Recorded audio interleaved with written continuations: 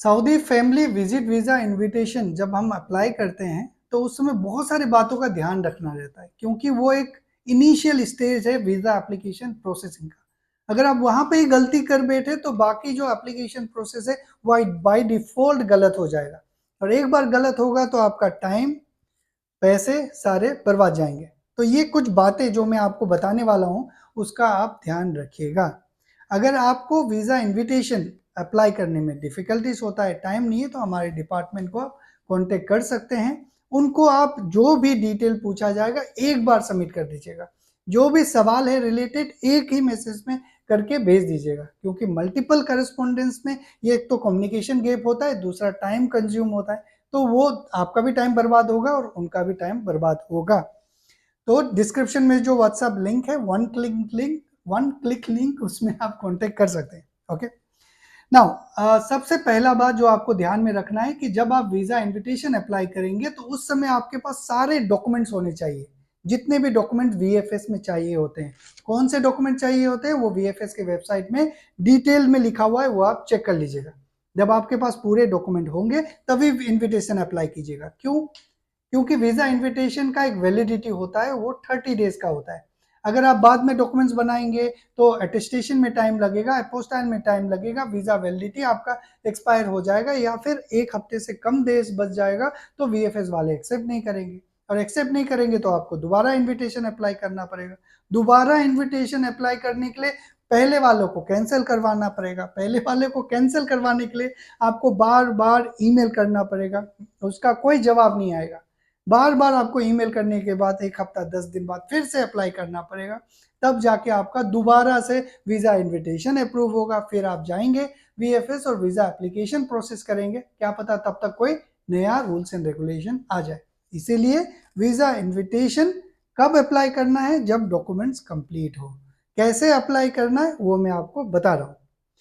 Visa invitation apply करने के लिए पहले आप एलिजिबल होने पड़ेंगे। एलिजिबिलिटी क्राइटेरिया क्या क्या है? सबसे पहला एलिजिबिलिटी क्राइटेरिया ये है कि आप एक सऊदी के वैलिड रेसिडेंट होना है, आपके पास इकामा वैलिड होना चाहिए और आप सऊदी के अंदर हो। एक बार आपने ये हो गया, इसके बाद दूसरा एलिजिबिलिटी क्राइटेरिया, आप किन को बुला सकते हैं? अपने फर्स्ट डिग्री रिलेटिव को आप इनवाइट कर सकते हैं, जिनका आप रिलेशनशिप इस्टेब्लिश कर पाए। ये दो एलिजिबिलिटी क्राइटेरिया है मेजर। और इसके बाद आप एलिजिबल हो गए तो आपको वीज़ा इनविटेशन अप्लाई करना है। उसके लिए मूफा के वेबसाइट में जाइए, वहाँ पे आप अपने नाफात से लॉगिन कर लीजिए। इसके बाद जो फ्रंट पेज है जिसमें स्पॉन्सर का डिटेल लिखा हुआ आता है, उसमें कई बार कुछ डिटेल भरा हुआ नहीं रहता है, एड्रेस नहीं भरा हुआ रहता है, और मोबाइल नंबर, ईमेल आईडी नहीं भरा हुआ रहता है, उसे अपडेट कर लीजिएगा। यहाँ पे एक जो की फैक्टर है जिसको आपको ध्यान में रखना है, जो मैं हर वीडियो में आप लोगों को बताता हूँ, कि आप बेशक किसी और सिटी में हो लेकिन आपका कंपनी किसी और रजिस्ट्रेशन सिटी में है, चैम्बर के रजिस्ट्रेशन है, तो आपको एड्रेस में वही सिटी का एड्रेस लिखना है जहाँ पे आपका कंपनी रजिस्टर है। आप बेशक दमाम में काम करते हो लेकिन आपका कंपनी रियाद चैम्बर में रजिस्टर है, तो आपको रियाद का ही एड्रेस लिखना है। ओके, दूसरा, अगर ये चीज क्लियर नहीं है कि कहाँ पे रजिस्टर है, तो जो लोगों ने पहले इनविटेशन अप्लाई करा है, अप्रूव हुआ है, जिनका फैमिली आया, उनसे पूछ लीजिएगा। दूसरा, वीजा नंबर। जब आप सऊदी आए थे वर्क वीजा में, ओके, बेशक आपने कंपनी इंटरनली ट्रांसफर करके चेंज कर लिया, कोई बात नहीं, जो लास्ट टाइम जब नए वर्क वीजा में आए थे वो वीजा नंबर आपको सही सही इंटर करना है।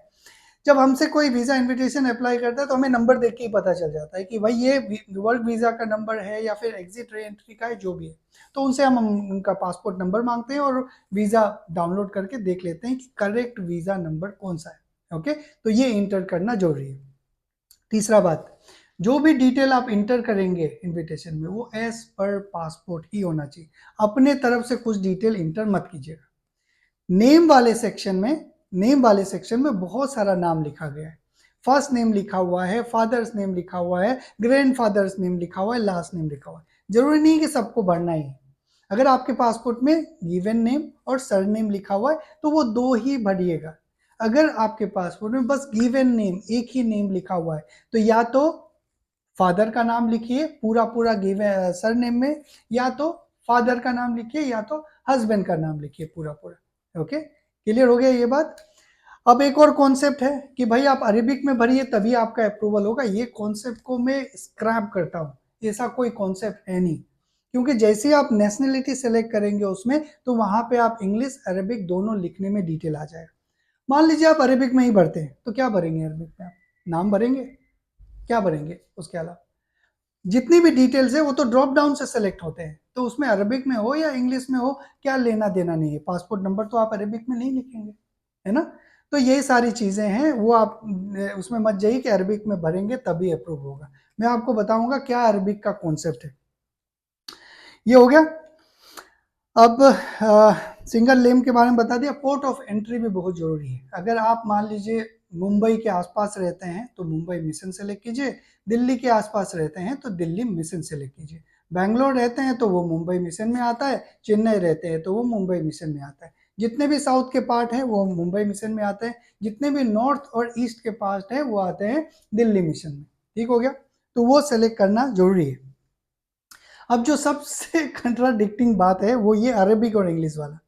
मैंने एक्सपेरिमेंट करा है इसीलिए बता रहा हूँ। हम लोग हर दिन बहुत सारे इनविटेशन अप्लाई करते हैं। उसमें कॉन्सेप्ट क्या है कि जब आप पूरा एप्लीकेशन फिल कर लेंगे और जब चेंबर के लिए देंगे, उस समय आप उसे अरेबिक में प्रिंट कीजिएगा। मतलब लैंग्वेज अरेबिक कीजिए तो सब लोग सब चीज़ अरेबिक हो जाए, वो प्रिंट करके दीजिए उनको और वो आपका चेंबर करके दे देंगे, और फिर आप बाकी का वीएफएस का फॉर्मेलिटी कंप्लीट कीजिएगा। तो ये सारे कुछ बातें हैं जो आपको ध्यान में रखना है। अब एक चीज़, आपने अगर वीडियो को फॉलो नहीं किया है पिछले वाला, तो वो भी ऐड कर देता हूँ। आजकल जो ट्रैफिक वायलेशन है या फिर गवर्नमेंट फीस या फिर कुछ इस तरह की चीज़ें हैं जो आपने अप्लाई, जो आपके ऊपर है, आपके इकामा के ऊपर में, अगर आपने वो पे नहीं किया है तो आपका वीज़ा इशू नहीं होगा। वो पे करके ही वीएफएस में प्रोसेस कीजिएगा। आज के इस वीडियो में बस इतना ही। आपका अगर कुछ अपना एक्सपीरियंस है तो ज़रूर कमेंट में लिखिएगा। Thank you very much.